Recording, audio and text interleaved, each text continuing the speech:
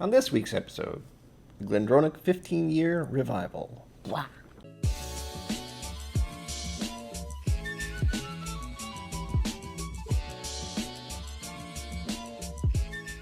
Welcome to KIllco Whiskey Musings. My name is Brian. If you happen to have this whiskey, I hope you will join me in this tasting experience. If not, please pour one of your favorite whiskeys, and I hope you enjoy the rest of the video.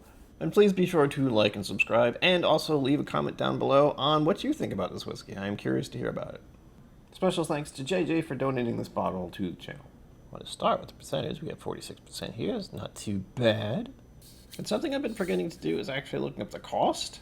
For this bottle, funny enough, weirdly enough, strangely enough, it was marked as $90. Also, I feel obligated to show his lovely case. And I have to take it out again. Why did I do that? I feel like this was cheaper when I bought it, so 85 something, but I've had this for a hot minute. And with all scotches, I usually assume it's a tariff thing, or inflation, or just stores trying to screw you over. Ah, glorious. It's got a whiff. It smells like apples. Oh, this is not the first time I've had this? How do I know that? My memory is crap, but this definitely says Glendronach 15 Revival on it as a sample. I only had a little bit. Maybe I'll do a comparison of these later on. Also, very blatant neck pour, if that means anything to you. Oh, that noise is glug, glug, glug, glug, glorious. I have to admit, it feels like it's been a while since I've had any scotch. It's probably because of the Bourbon Heritage Month thing last month. But also, I find that autumn and winter are more the times where I will have scotch. And we're going for the color. We're actually in this was Serenade, orangish, yellowish. I know there are fancier names for that, but right around here is where I'm seeing it. Appearance on this one, I will call it gold. It's a very nice golden color. It's almost bourbon colored, which is the interesting part. Almost, just, you know, a hair's breadth away from being bourbon colored. Clarity is clear, sediments are none. Viscosity isn't too bad. You can see them. They're nice. I'll give it a 3. Begin nosing technique. Oh, definitely scotch. I'm getting malt on this, but not the funky malt. And a little bit of applesauce. Oh, this is reminding me of another scotch. Wow. Which one, though? It's one I like. So I'll say that. It's a good thing. This is going to drive me absolutely nuts until I realize which one this is reminding me of. Since I didn't say it before, this is also a Highland scotch. This is light and fruity, a little bit floral, a little bit of honey. This is typically the kind of scotch I enjoy more than either heavily peated stuff or really funky malt stuff. This is it. This is the fruit. Delicious. It's actually, I think it's reminding me of a Compass Box product, possibly. Honestly, I could do this nosing stuff for quite a while. I really like this. I'm also very hungry. I have a feeling that might have something to do with it. It made me think of roses. I don't think it smells like roses. I thought it would smell more like a honeysuckle or something, but okay. Made me think of a fruit bowl. Noticeable apple, though. And I enjoy apples. I like ciders, like hard ciders. I don't mind apple juice either, but I prefer hard ciders. I also like applesauce. There's a butter note. Don't normally get that on scotches, typically. What's really strange is there's a malt presence, but it's not that weird funky malt. It's making me think of beer a little bit. The nose of this is glorious. I'm going to try to rocket through this because I really want to drink it, and I have to edit the video, and that's going to take much longer than I care to admit. Intensity going with 3. Age, I have to say moderate. It's a scotch. Some scotches can go for 24, 40 years, so moderate. Barrel is used oak because it's a scotch, and they use bourbon barrels, typically. I'm not quite sure what they use for this. Yep, that was right. I knew this seemed very fruit-forward, and I had to check the bottle, of course. Matured in the finest Pedro Jimenez and Oloroso sherry casks from Spain. Well, that explains quite a lot. I'm having that little moment of Glendronach. The grain here is malt, because it's a single malt. Those little things that bothers me. You can malt any grain, I assume. But when it's malt, it means malted barley. Smoke? I know there isn't any on here, but I feel like I should say light. There's something in there. And I feel as if it's because with some peated scotches, I get a lot of fruit notes. So there seems to be some kind of smoky note in this, even though I'm almost 100% sure there's nothing peated going on here. I know I don't know why smoky peated scotches give me fruit notes, but it's amazing, I promise. As far as spice goes for the nose, there's not really much here. There might be a slight mint, but barely. Sweet, maybe a little vanilla, raisins. I like raisins. That does tend to happen with wine finish stuff. Looking back at spice real quick, I looked at leather and I was thinking for a moment, maybe. So we'll put that with spice as well. But back to sweet, cereal. I was thinking beer, but cereal works as well. Honey, definitely. There's a very berry, dried fruit thing going on, which is why I'm leaning towards raisins. I also should say I am fairly certain that these are wine finished. Sherry. That's the word that throws me off because I know it's a wine thing, but it's a fortified wine. Confuses the hell out of me. I just say wine. I know that's not exactly what it is, but moving on. Floral, I said rose, and I feel as if I should say honeysuckle, but maybe that's just honey. It's very floral and fruity, and I'm digging it. I'm loving it. This is exactly what I needed tonight. It was a rainy day all day, and this is just gonna hit the spot. Wine, sherry, done, bam, finished. Fruit, we have apple, maybe a little bit of pear, some sort of citrus, lime, okay.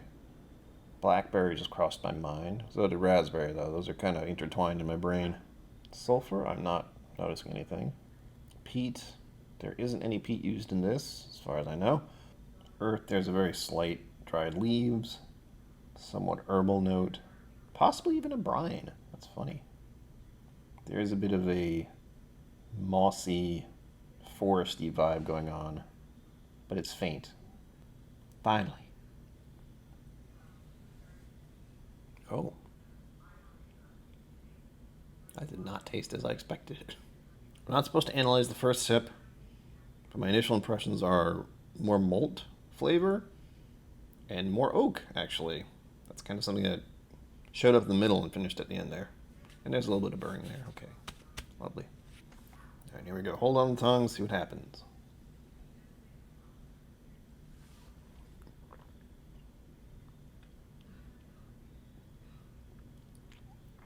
Buttery, a little spicy. It's a little peppery. There's something there I'm not a huge fan of, but it's faint.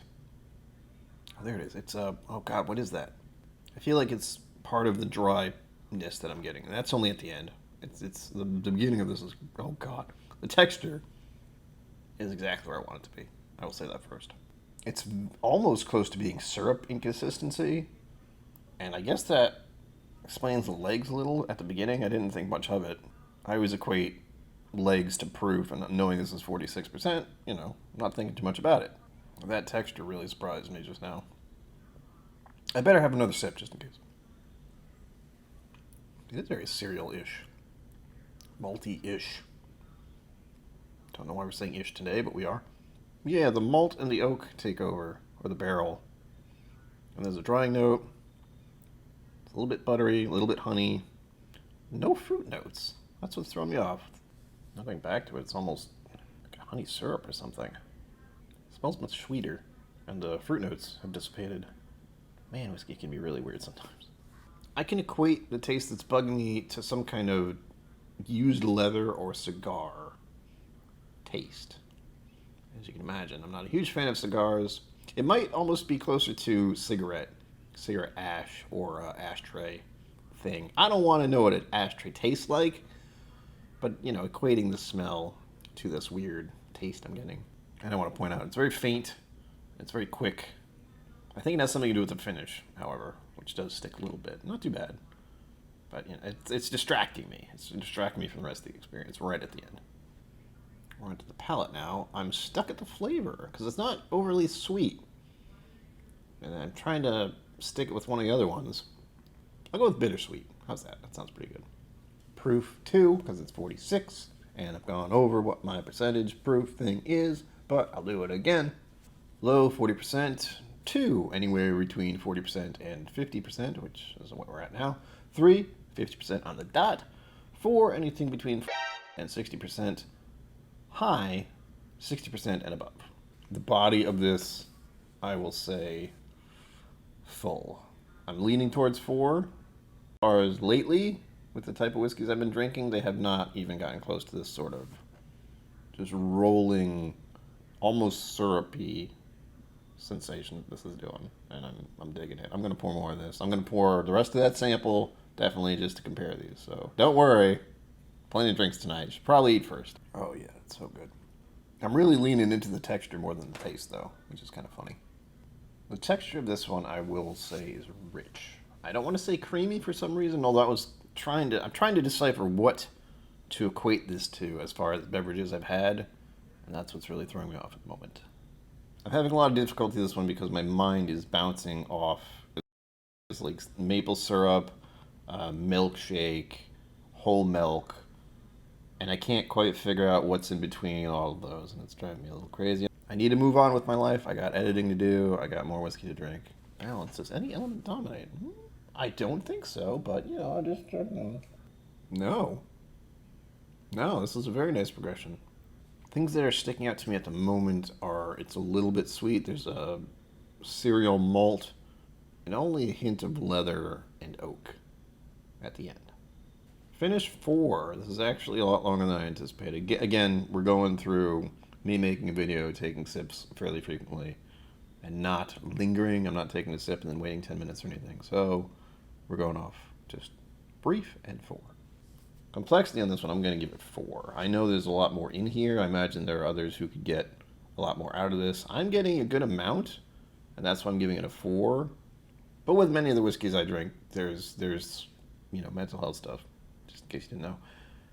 And there's always that doubt. There's a feeling I'm missing something, and there could be more. But with this one specifically, because it's a Scotch, it's been in there for 15 years, the sherry finish stuff, there's probably a lot more going on.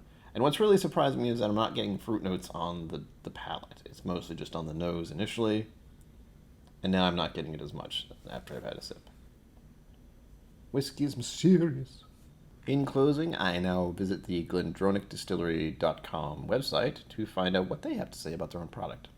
Appearance is antique bronze, nose, an intoxicating burst of maraschino cherry, ripe bramble, and dark chocolate mint with hints of orange bitters and walnut liqueur. Liqueur. Maraschino cherries. Why did I not get that? I love maraschino cherries.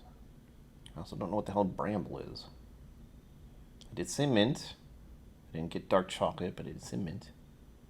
And instead of orange bitters, although what they're saying there is just making me think of an old-fashioned. Palate. Honey glazed apricot and ripe fig with a crescendo of black cherry, angelica, and muscovado. Gonna have to Google search that. Long and enveloping finish with dark, Manuka honey, herbal bitters, and dark chocolate. Well, that sounds much more fancy than anything I said. Well, there you have it, folks. This is a damn fine Scotch. I'm going to look forward to drinking all of this bottle. And as always, live long and prosper. Don't forget to be awesome, and I will see you out there. Thank you for joining me on KIllco Whiskey Musings. You can find my social media and Patreon in the links below. Be sure to like, subscribe, and I'll see you next time.